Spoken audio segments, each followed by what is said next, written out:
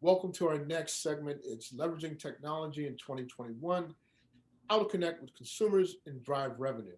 Our guest is Tony Rome. Tony has a vast experience in marketing and technology. And I want to welcome you, Tony, to the NMPA Zinger News Tech Conference 2021, brought to you by Hyundai of North America. Welcome, Tony. Thanks, Andre. Appreciate it. Looking forward to the conversation.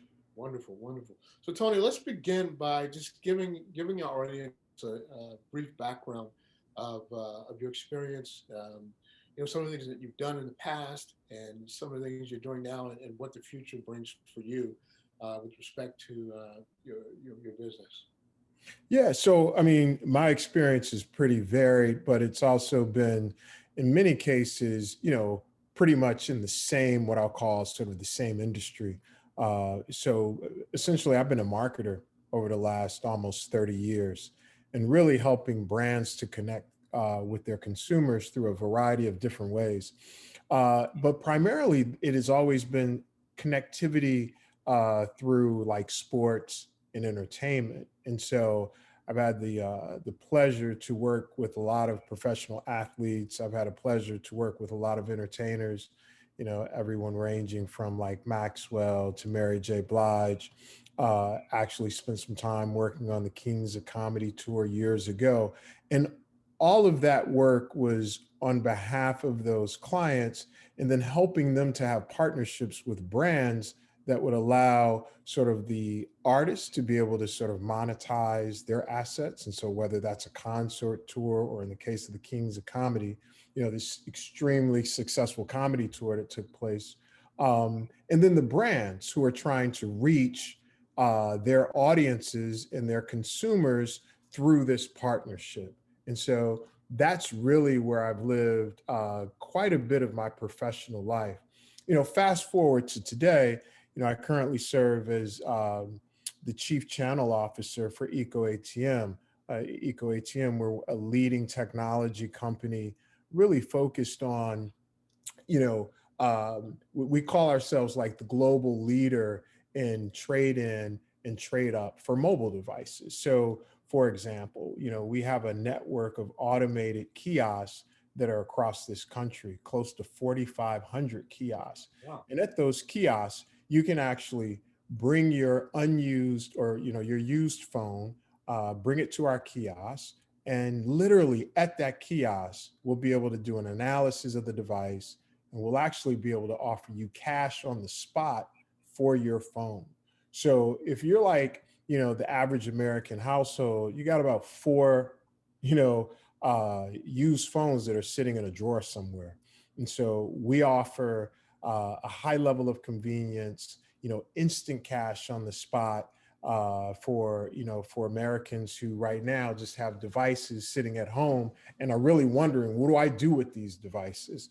So I lead a team of people who are responsible for, one, making sure that we get our kiosks out across the country and we expand that kiosk beyond the 4,500 that we currently have.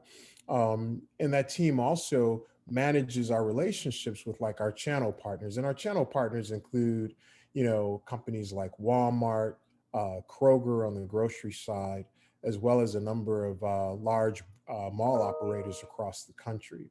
And in addition to managing that team, I also manage our channel marketing team, which is responsible for partnering with those companies and devising marketing strategies to be able to reach our shared customers so that we can get more devices that are traded in at our kiosks on a daily basis. So, the majority of our audience is made up of small businesses. So, I want to talk a little bit about that and how they can, kind of, uh, increase their profits with the use of technology. And before we close today, I do want you to go back and provide people with their information, just in case they're interested in what your company does and how to reach you. But we'll cover that, at the end. But I'd like to start by, asking you a few questions. The first thing I want to talk about is, which technology platform work best to reach potential customers and convert it to sales, in your opinion? Yeah, I think that when we look at, in particular, like some of the people that will be attending today are in the publishing business, and when you look at sort of monetizing both print and then online, I think there's a unique opportunity to be able to take what's created from a print standpoint, like for example, a story highlighting a successful entrepreneur, and taking that story and then creating content for the digital world that could then live on social media, et cetera. And so there are brands that are out there, advertisers today, that want to be a part of great stories. And so, as you could imagine, whether it's Facebook or Instagram in particular, you can take the time to create a content moment that highlights great stories and then have a sponsor that's a part of that, right? And that sponsor will actually, pay based on the number of impressions that you can deliver, or what we call engagements that you can receive from that content. So obviously, Facebook provides a great opportunity to reach, millions of people. The same thing with Instagram and some of the other platforms as well. So if you look at Twitter, Snapchat, and then obviously TikTok is becoming a very interesting channel where publishers can monetize there as well. So if you were giving them a roadmap, to kind of to go in that direction, what would you tell them to do, and how would you tell them to go after some of these, big name technology avenues, to kind of to lure some advertising dollars in their direction?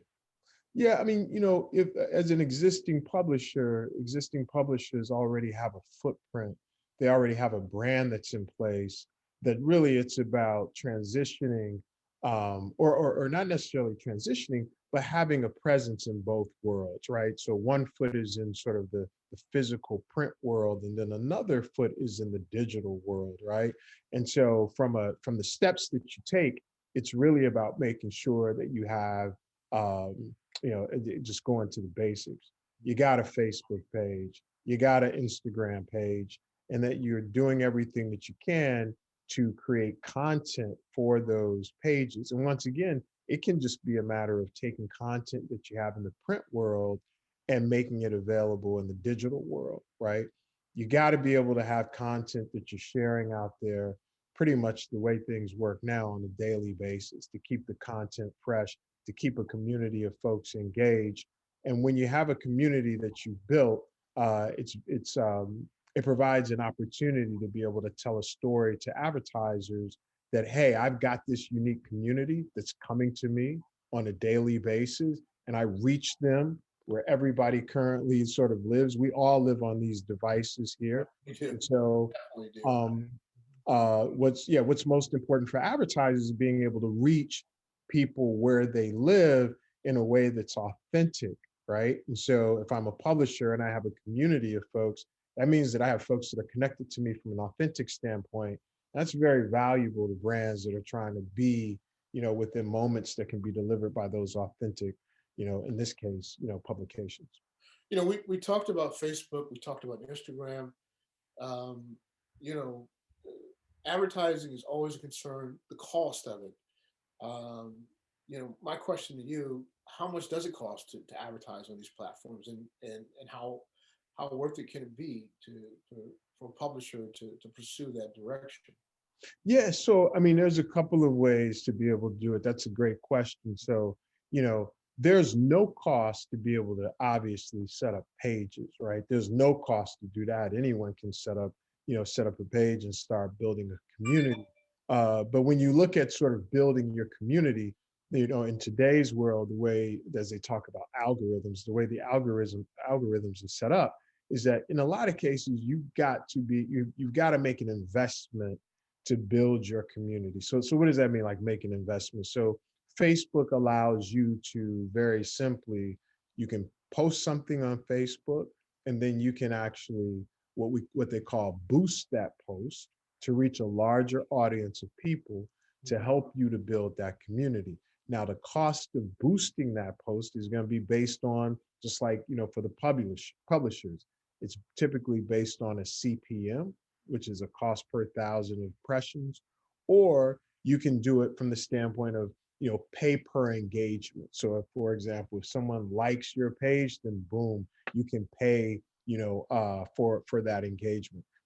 And the pricing, can range, right? So, for instance, if you're paying on a CPM, it also depends on sort of the timing too. But, I've seen CPMs on Facebook, range from probably, wow, for really great content that you put out there, almost like, $1.50 a CPM, up to $6 a CPM. So it really depends on the audience that you're targeting, how good your content is, that's going to drive the price. And let me just provide a little clarification when I talk about how good your content is. The way these algorithms work, and we've all seen really great content that goes viral. So Right. imagine that piece of content that you see, whether it's a little child who's smiling or a little child that, is interacting with like the family puppy or whatever. Folks love that stuff. And so the Doing it fact that, right. there's a large population of people who love it, when you spend money to boost it, it's actually not going to cost you as much, right? Because the algorithm is going to say, wow, this is a really great piece of content. We'll share it to a larger audience. And as a result, the cost would be a little lower than the reverse example would be a piece of content that's not as viral, right? And so the cost to be able to share that will be a little higher. Higher. Got you. So if you have a basic brick and mortar based business, how do you go about growing sales online? Yeah, so for a lot of companies right now, and in particular, if we can think about publishing companies as well, uh, being similar to what we call sort of brick and mortar retail. So, you know, publishers that have a print publication, that's your like almost like your physical world, right? And Right. the same thing with someone who has a brick and mortar business, like it could be a hairstylist, right? It could be a barber.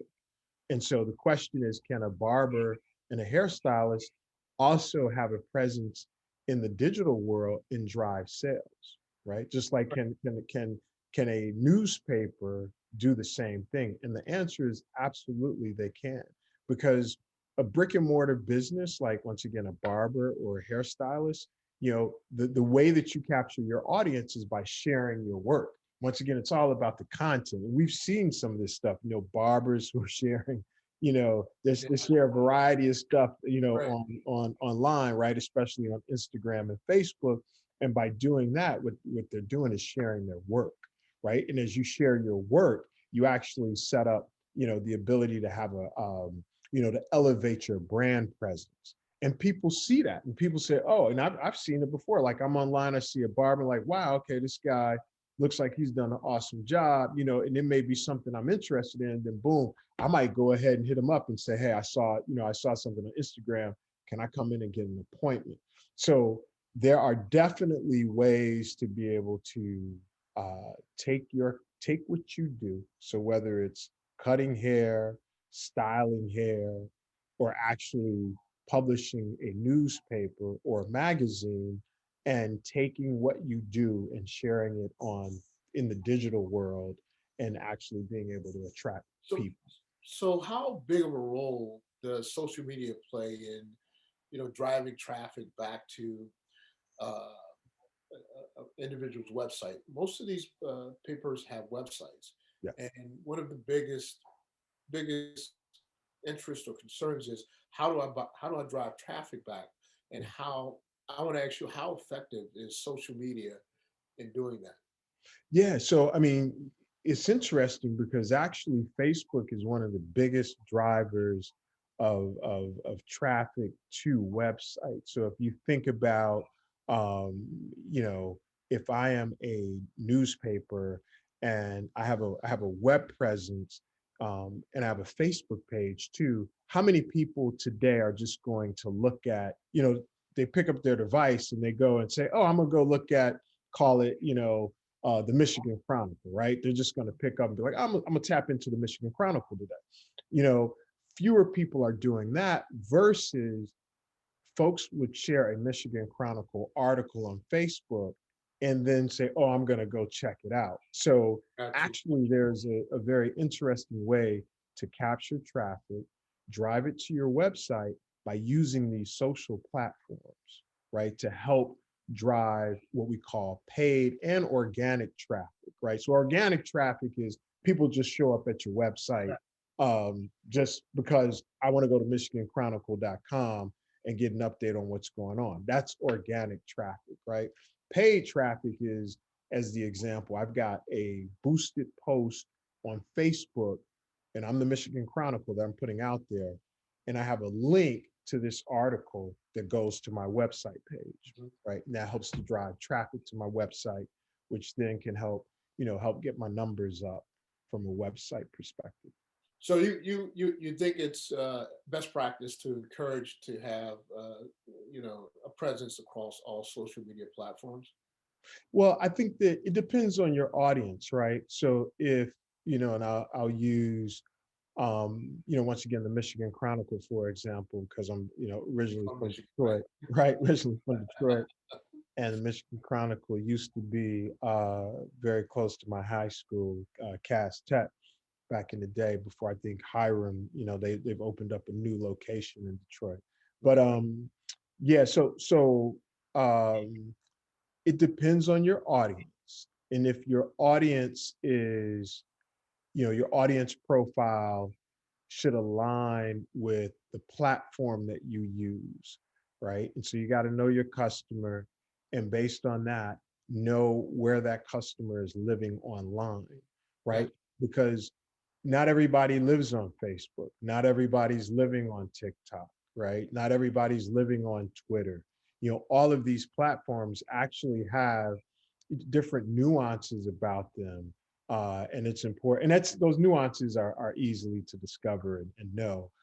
And the platforms sometimes serve different purposes too, right? Right. When So you think, you could have directed content based upon the platform, is what you're telling me. yeah, and each platform is different too. So Instagram tends to be more, video based as well as more pictorial, right? So it's showing pictures and all of that. You can't click on those images and go somewhere, right? And go out to a website. You can't do that. You can do that in Facebook though. Right. So if you're looking to really drive traffic to a website, then okay, Facebook, becomes that platform for me to be able to do that. But then also Instagram becomes a place for me to have a presence to, to highlight imagery and everything else that's important when you think about from a publishing standpoint. The words matter too in the stories, but the images do as well. So, you know, um, it's just a matter of knowing where your customers are and leveraging the platform where they live. Can you provide examples of current brands that are doing a great job of leveraging technology to engage customers and drive revenue?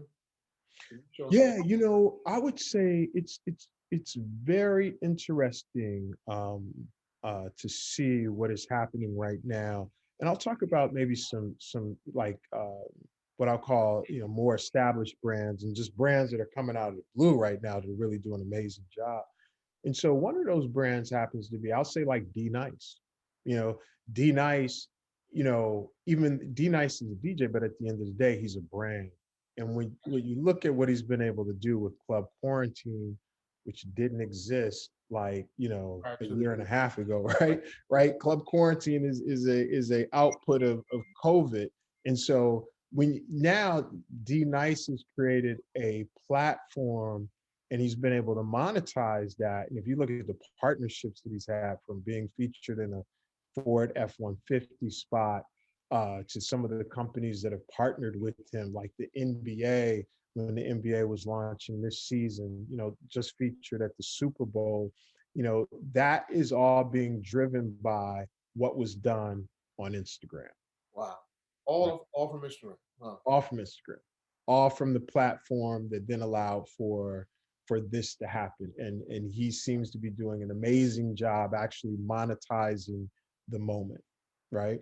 The next thing, coming out of this age and also coming out of COVID, and I'll get to some established, sort of brands as well, is Versus. right? The platform verses that's come out, and I think the next verses is going to feature D'Angelo. It says D'Angelo and Friends. It's going to take place at the Apollo Theater. And so when you look at how Versus, which is now in partnership with Apple Music, and they have brands like Ciroc and Target that are now partnering with the platform or with the property. As you can see, this is something that was built, is exclusively sort of social media based, has now grown into this massive platform that has a, that's when Versus comes on, there could be a million, more than a million people actually engaging and watching. And that just presents an opportunity to be able to welcome in the right brand partners. So those are two examples. And then, I'd say like a third example, of a company that's like sort of established and really gets it. I think that you can look at, we can go and take a look at a company like, Nike, that I remember the story, like how Nike, they would say, well, Nike was a little slow to the game, sort of the whole e-commerce game, getting into it or whatever. But I think Nike has really done a good job of creating a digital ecosystem that really highlights the lifestyle of the brand.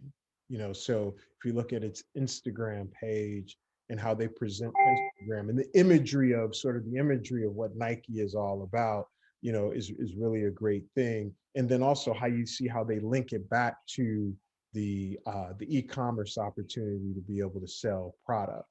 Is sort of really sort of this integrated approach, that allows them to be in the moment and allows them to take advantage of the fact that you have, a movement to e-commerce like we've never seen before, right? We know that malls and retail traffic is continuing to dwindle, but Nike has positioned itself to be able to take advantage of what's happening out there. And that's the thing. If you're an established brand, if you're a publisher out there, there are opportunities to be able to extend um, extend to these platforms and take advantage of these moments. Mhm. And it just takes sort of a strategy to be able to do it. And quite frankly, you have to do it. You have to do it if you want to be able to um, extend the life of your brand, at this moment in time, because things just don't stop. And when you think about it too, is like, I think about this, like you talked about platforms, people talk about podcasts right now, right? When you really think about a podcast is a digital version of old school radio show. Prior to TV, people would get together in front of the radio and listen to a show, right? Like Right. shows and content were developed around radio. So there was no visual, it was just all audio. Fast forward to today, that's what a lot of podcasts are. It's just all audio, right? It's content that you want to engage with. You tune into it, and then boom. And so just like old school radio back in the day prior to television was capturing, you know, these brands, right? Brands who wanted to be a part of the moment when families got together to tune in to these radio shows. Brands are trying to tune into the moment for these podcasts. Right. So if I'm a publisher, there's nothing stopping me, from developing a presence in that podcast world to tell stories, because essentially that's what publishers and newspapers are doing. And You know, in black, I would just say this, in black newspapers, have been doing it for years and have been the voice of the community and just have sort of this unique and authentic absolutely. um, place in the space that, growth to podcasts would be natural. You know, the average paper has been around for decades. We have some newspapers that are 100 plus years old. They find a way to survive, even the best of times and the worst of times. Even now during the pandemic, I mean, they're trying to figure out ways to stay relevant. And I think they're finding ways to be creative, and something like this is maybe an avenue for them. Yeah. How would you know, suggest they go about going in that direction? Maybe creating a podcast to further broaden their brand. Yeah, I mean, I think how do you go about it is a great question. I think you got to be strategic about it, but you don't have to make it overcomplicated, right? And so when I say that, strategy could be, you know, a lot of papers have, whether it's opinion pieces, whether it's, community pieces, and you just start with one piece of content that is most relevant that's been most relevant and interesting to readers in the past, Mhm. right? And then you build a podcast around that. And so whether it's 30 minutes or 60 minutes or whatever, take that piece of content that has been really compelling to your audience before, and just turn it into a podcast, into a discussion. And so here's the thing: there are platforms out there that can allow you to get your podcasts out, that can promote your podcast, that can get you on the platforms like Spotify and iTunes, that can help you to be able to access the audiences Mhm. for your podcast. And then here's how this all works together. And then as you start building everything from you got your print publication, which you can promote your podcast through. You got your social media pages that you can promote your podcast to your communities. All of it starts to work together, right? And Right. then all of those touch points, and here becomes the beauty, all of those touch points can be ways of also giving your advertisers exposure, to drive then the audience to the podcast, and then integrate your advertiser into that podcast to be That's a able to key drive factor. them. That's a very key factor. Um, I want to go back a minute and I want to talk about, from a small business perspective, I want to talk about best practice tips for digital and online marketing for small business, mainly newspapers and websites that are associated with the newspaper. Yes, I probably have. So that, to me, the three most important things, right? The first thing is to, establish a presence on the platforms where your customers live. So most of these publishers are gonna understand who their customers are, right? Or at least who's connected to the stories that they tell, Mhm. right? And it could be an opportunity actually to reach to a larger customer segment than before. So what does that mean? I'll just go a little deeper with this. So, if a newspaper is sees that their core customer is a person who cares about the community, right? Who values knowing everything that's going on in the community, and that person happens to be, a 65-year-old deacon at the church or deaconess at the church, then you know what? There's somebody who's 25 out there in the digital world who's just as connected, who cares just as much, right? But they're not, they're not 65, right? They're not 65, which is okay. But the whole thing is they do live on digital, Got right? There are young people out there who care. And so there's an opportunity to be able to, once again, set up your presence, and make sure that you have presence where the people who are connected to the stories you tell get to where they live on social. So whether it's Facebook, Instagram, and typically Facebook is great because it's long form, right? You can post your articles and all that great stuff. So anyway, that's that. And then the second thing is post often, right? That's the second best practice. Some Consistent. people think that I can post, maybe I'll do once a week, twice a week, whatever. That's not going to really cut it. Yeah. In today's world, people are spending hours on these devices, right? Their thumbs are like, the thumb is probably one of the strongest muscles on the body now, right? Because that thing just gets a workout like crazy.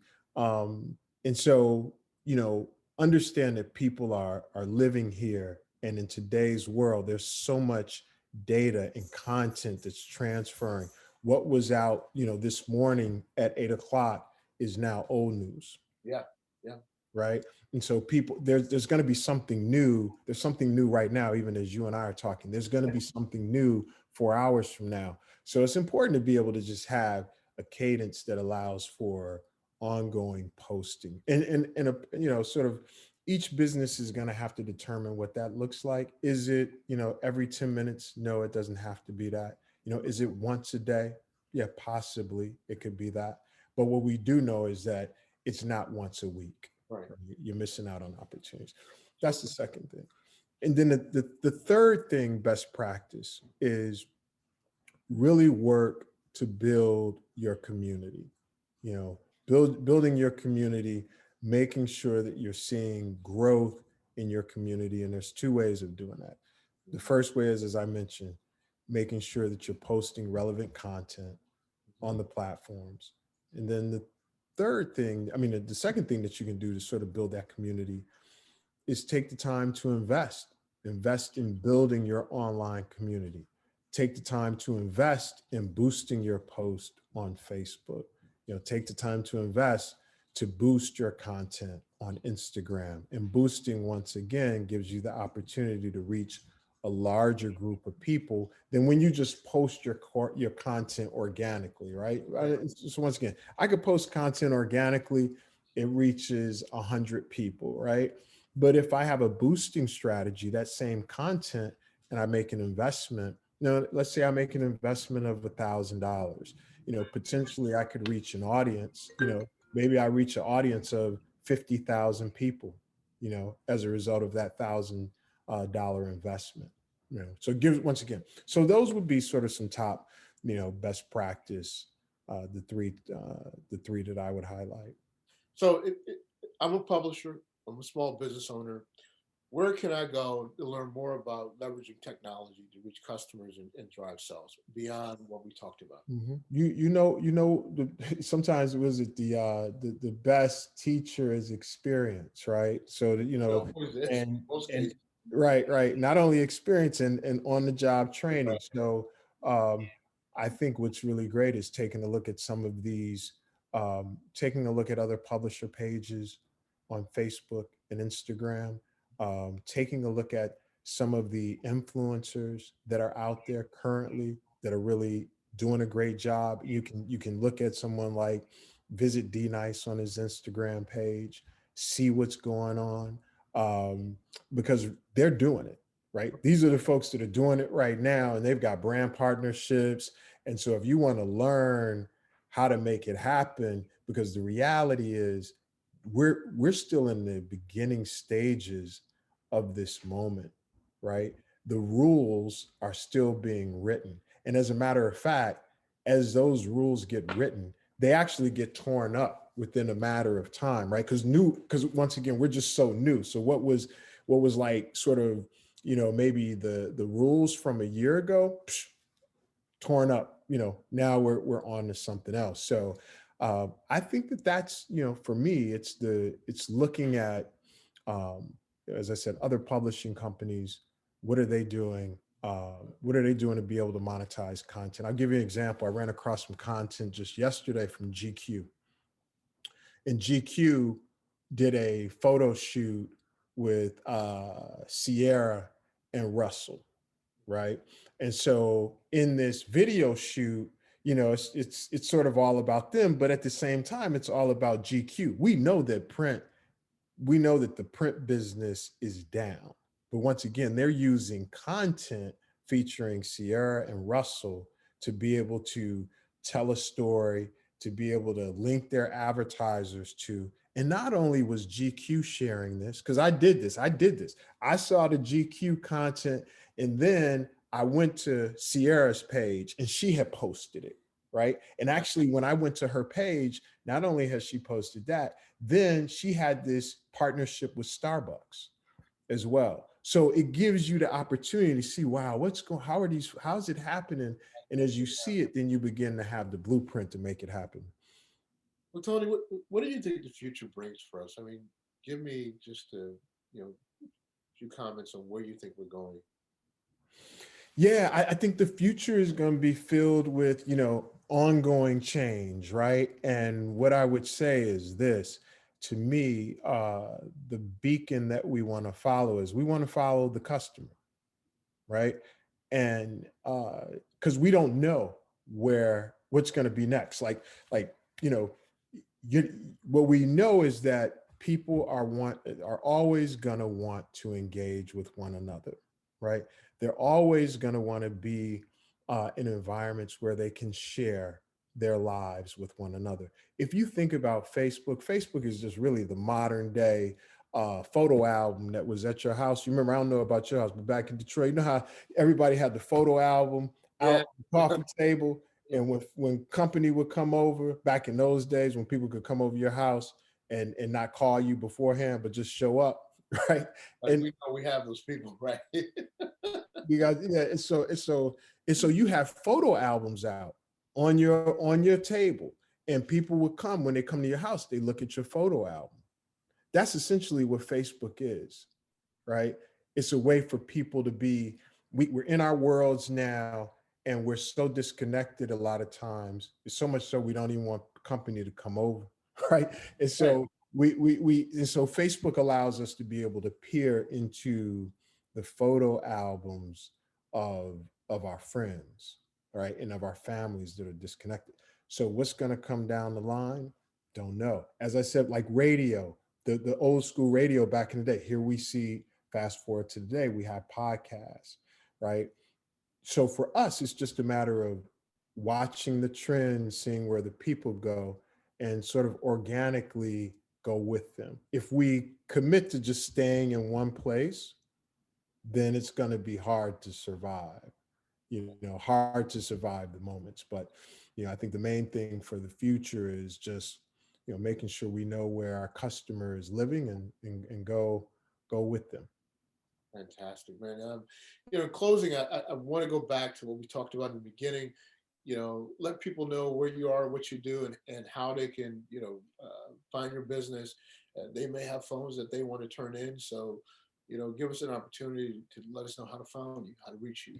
Yeah. So absolutely. So for ecoATM, you can find us at ecoatm.com, and that's eco, and ATM, ATM, obviously.com. You can find us there. And then also we're on all the social platforms as well, Facebook and Instagram at ecoATM. And then also, if anyone would like to be able to reach out to me, my email is Tony, dot Rome, Rome, at ecoatm.com. Happy to answer any questions, about today's conversation. Yeah, and absolutely for people out there, because I know these people out here, all of them have phones, all of them do. So they do. All of them, some of them on the phone right now, right? Some of them on the phone right now, trying to like do a couple things, listen to this, and be on the phone at the same time. But definitely come check us out. Would love to be able to engage with the people that are here, to visit us. And just one more thing too. On our website, we have a locator page. Once again, having close to 4,500 automated kiosks across the country, we're pretty much everywhere, and can conveniently provide services to everyone here. And so, yeah, you can find us at a lot of Walmarts across the country, Kroger, et cetera. So, yeah, looking forward to hearing from the people, and this has been great. Tony, thank you so much for being a part of Tech Conference 2021, brought to you by Hyundai North America. Thank you so much for being with us. No, thank you, Andre. Much appreciated. Thank you.